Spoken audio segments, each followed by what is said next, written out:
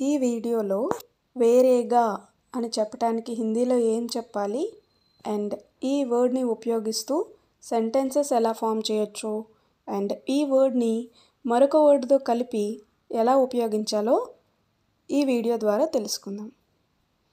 First one, హిందీలో అలగ్ అంటే తెలుగులో వేరేగా అని అర్థం వస్తుంది. నెక్స్ట్ వన్, అలగ్ రఖో అంటే వేరేగా పెట్టు అని అర్థం వస్తుంది.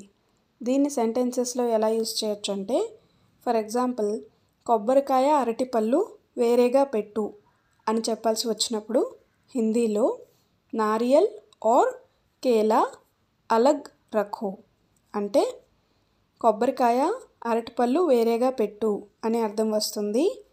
నారియల్ అంటే కొబ్బరికాయ, కేలా అంటే అరటిపండు.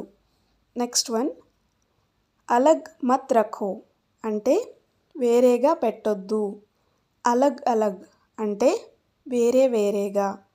ఫర్ ఎగ్జాంపుల్, ఫ్రూట్స్ ఉన్న వెజిటబుల్స్ కలిసి ఉన్నాయనుకోండి, వాటిని వేరువేరుగా పెట్టు అని చెప్పాల్సి వచ్చినప్పుడు ఫ్రూట్స్ ఆర్ వెజిటబుల్స్ అలగ్ అలగ్ రఖో అని చెప్పాలి.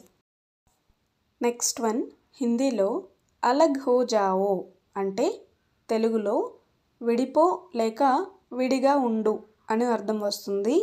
నెక్స్ట్ వన్, అలగ్ మత్ హో జావో అంటే విడిపోవద్దు. ఇప్పుడు కొన్ని సెంటెన్సెస్ చూద్దాం. ఫస్ట్ వన్, బూరే లోగోసే అలగ్ హో జావో అంటే చెడ్డవారితో విడిపో లేక దూరంగా ఉండు అని అర్థం వస్తుంది. నెక్స్ట్ సెంటెన్స్, హిందీలో హమ్సే అలగ్ మత్ హో జావో అంటే తెలుగులో మా నుండి విడిపోవద్దు అని అర్థం వస్తుంది. ఈ సెంటెన్స్లో హమ్సే అంటే మా నుండి. నెక్స్ట్ సెంటెన్స్, కరోనా కే సమయ్ హమ్ అలగ్ అలగ్ కమరే మే రహే అంటే కరోనా సమయంలో మేము వేరే వేరే గదుల్లో ఉందుము అని అర్థం వస్తుంది. ఈ సెంటెన్స్లో కమరే మే అంటే గదుల్లో అని అర్థం వస్తుంది. Thank you. Please like, share and subscribe.